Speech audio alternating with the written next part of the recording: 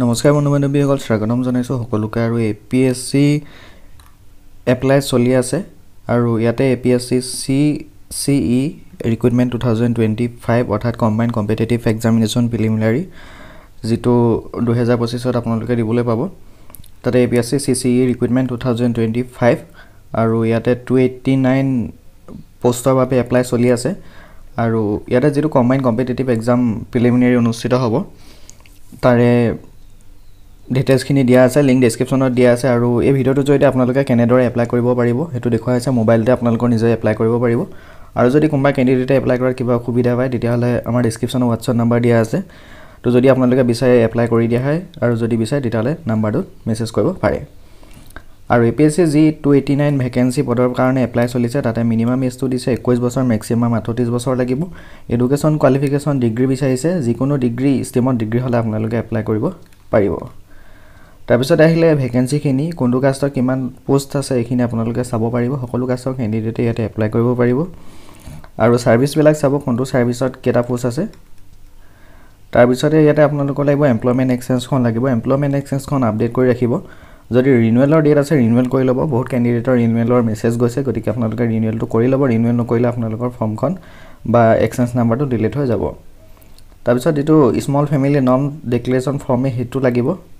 Relaxation পাব বয়সৰ ক্ষেত্ৰত 5 বছৰ আৰু 3 বছৰ OBC আৰু ST/SC কেণ্ডিডেটসকলে। আৰু ফিজটোৰ কথা উল্লেখ কৰিছে, জেনেৰেলসকলৰ 297 লগতে বেংক চাৰ্জ কাটিব পাৰে। তাৰপিছতে ST/SC 47 মাত্ৰ, OBC 197 আৰু ফিমেল কেণ্ডিডেটৰ 47। তো ইয়াতে যিখিনি ST/SC BPL কেণ্ডিডেট আৰু ওমেন কেণ্ডিডেট আছে তেওঁলোকৰ কাৰণে ভাল 47 লগতে নেট বেংকিঙত কাটিলে এটা ফিজ কাটিব পাৰে। তাৰপিছতে ST/SC এইখিনি কম ৰাখিছে, জেনেৰেলৰ বেছি আৰু OBC সেইটো। আৰু ইয়াতে অনলাইন মাধ্যমেৰে এপ্লাই কৰিব লাগিব। 28 মাৰ্চৰ পৰা এপ্লাই হৈছে আৰু লাষ্ট ডেট দিয়া আছে 29 এপ্ৰিল। 29 এপ্ৰিলৰ ভিতৰত আপোনালোকে এপ্লাই কৰিব লাগিব। আৰু কেনেদৰে এপ্লাই কৰিব ভিডিঅ'টো শেষলৈ চাব, সকলোখিনি ইনফৰমেশ্যন জনাই দিয়া হ'ব। লিংক ডেছক্ৰিপশ্যনত দিয়া আছে, তাৰ জৰিয়তে আপোনালোকে APSC পোষ্টটো পাব। ইয়াতে দুটা অপশ্যন দেখা পাব, লগইন আৰু ৰেজিষ্ট্ৰেশ্যন। যদি এতিয়ালৈকে আপোনালোকে এপ্লাই কৰা নাই APSC তেতিয়াহ'লে ৰেজিষ্ট্ৰেশ্যনত যাব নতুনকৈ। ৰেজিষ্ট্ৰেশ্যনত যোৱাৰ পিছত আপোনালোকে ইয়াতে ফৰ্মখন ভৰাব লাগিব। আপোনালোকৰ নিজৰ নামটো দিব, SSLC যিটো এডমিট কাৰ্ড আছে তাত থকা, ফাদাৰ নেম, মাদাৰ নেম, জেণ্ডাৰটো চিলেক্ট কৰিব, email ID, mobile number, date of বাৰ্থটো দিব আৰু পাৰ্মানেণ্ট ৰেচিডেণ্ট হয় নে নহয় সেইটো দিব। সেইটো হ'ব লাগিব, তেতিয়াহে এপ্লাই কৰিব পাৰিব। আৰু কাষ্টটো চিলেক্ট কৰি দিব, যিটো আপোনালোকৰ কাষ্ট হয়। কাষ্ট চাৰ্টিফিকেটখনত চাব, PWD কেণ্ডিডেট ইয়েছ হ'লে ইয়েছ দিব, মাৰ্কছ দিব, নহ'লে ন' দিব।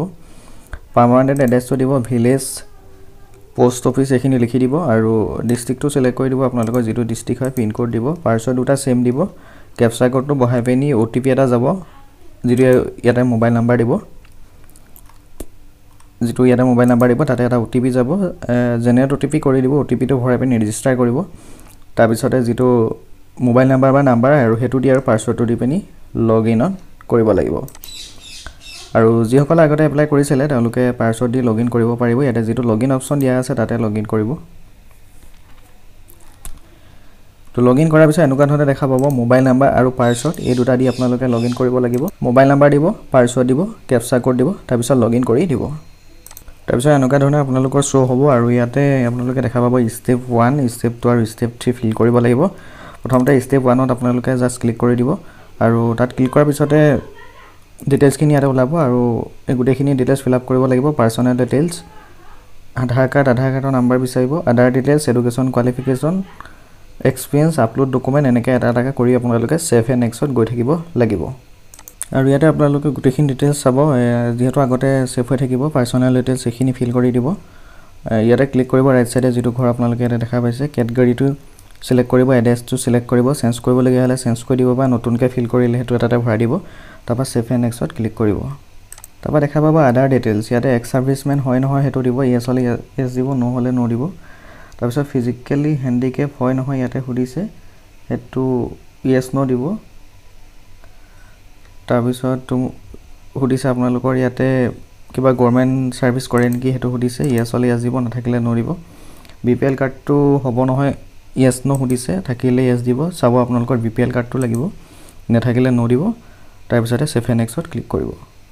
তাৰপিছতে এতিয়া আপোনালোকৰ কোৱালিফিকেশ্যনখিনি এড কৰিব লাগিব। এড নিউ কোৱালিফিকেশ্যন বুলি দেখাইছে, তাৰ ইয়াতে ক্লিক কৰি আপোনালোকে SSৰ পৰা SSLC গ্ৰেজুৱেটলৈকে এপ্লাই কৰিব পাৰিব বা ভৰাব পাৰিব এটা এটাকৈ নতুনকৈ।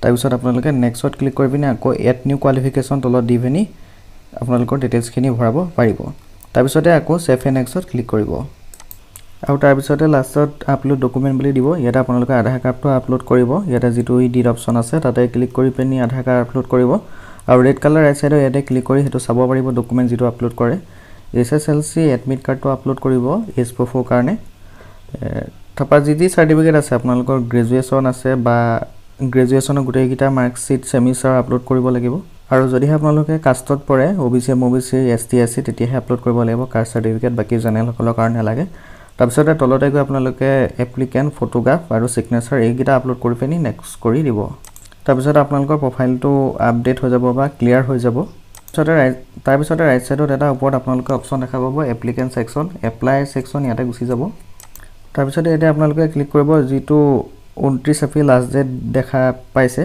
262 ভ্যাকেন্সি আছে এপ্লাই ইয়াতে ক্লিক কৰিব আৰু ইয়াতো বাকি কিটা পোষ্টটো এপ্লাই কৰিব পাৰিব কিন্তু বাকি কিটাত আপোনালোকৰ পোষ্ট অলপ কম আছে গতিকে আপোনালোকে জতে পাৰে তাতে এপ্লাই কৰিব যদি আপোনালোকে প্ৰিলিমিনাৰীটো দিব বিচাৰে তেতিয়াহলে এটোতে এপ্লাই কৰিব বাকিখিনি ভ্যাকেন্সি বেলেগ আছে প্ৰফাইল আপডেট কৰাৰ পিছত আপোনালোকে জতে ইচ্ছা হয় তাতে এপ্লাই কৰিব পাৰিব যেটো আপোনালোকৰ মই দেখাইছিলো কম্বাইন্ড কম্পিটিটিভ এক্সামিনেশন প্ৰিলিমছ তাত এপ্লাই কৰিবৰ কাৰণে 262 ভ্যাকেন্সি ইয়াতে এপ্লাই বুলি যেটো অপচন আছে তাতে ক্লিক কৰি দিব তাৰপিছত আপোনালোকৰ পাৰ্সোনেল ডিটেইলছ এখিনি ওলাব তাৰপিছতে গুটেখিনি ফিল কৰি পিনি আপোনালোকে তলত গৈ সেভ এণ্ড নেক্সটত ক্লিক কৰিব আৰু আপোনালোকৰ এপ্লাই কৰোতে লাগিব এখন ডিক্লেৰেচন ফৰ্ম এ যিখন স্মল ফ্যামিলি নৰ্মছ তো এই ফৰ্মখন যদি আপোনালোকক লাগে তেতিয়াহলে WhatsAppত মেছেজ কৰিব পাৰিব আৰু যেটো এপ্লাই যদি কৰে আমাৰ যেতে তেতিয়াহলে ফৰ্মখন ফিল আপ কৰি দিয়া হ'ব তো এই ফৰ্মখন আপোনালোকে মেন্ডেটৰি হয় এখন আপলোড কৰিব লাগিব তাৰপিছতে আপোনালোকে তলত আহিলে দেখা পাব স্মল ফ্যামিলি নৰ্ম ডিক্লেৰেচন এই ফৰ্মখন ইয়াতে আপলোড কৰিব লাগিব ষ্টাৰ মাৰ্ক তাৰপৰা এমপ্লয়মেন্ট এক্সচেঞ্জখন আপলোড কৰিব লাগিব ভ্যালিড